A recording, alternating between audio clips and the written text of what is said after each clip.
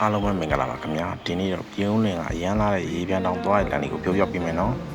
အရင်ဆုံးမိတို့နီးပြလန်းနဲ့ဝင်ပါမြို့ပလန်ရောက်ရင်ဘယ်ဘက်ချိုးပြီးတက်ဆက်မောင်ပါစင်ကောင်းလေးကြီးရရောက်ရင်အဲ့ဒီလမ်းနဲ့ဝင်လိုက်ပါတက်ဆက်မောင်ရင်အောင်တီစတိုးရောက်ပါမယ်အဲ့ဒီနေရာမှာဘယ်ဘက်ထချိုးလိုက်ပါနော်တက်ဆက်မောင်ရင်ရေပြန်တောင်သူ့ဆွဆိုင်မှုလေးကိုတွေ့ရပါလိမ့်မယ်အဲ့ဒီကနေကြောက်သားလမ်းကို15မိနစ်လောက်မောင်းရပါမယ်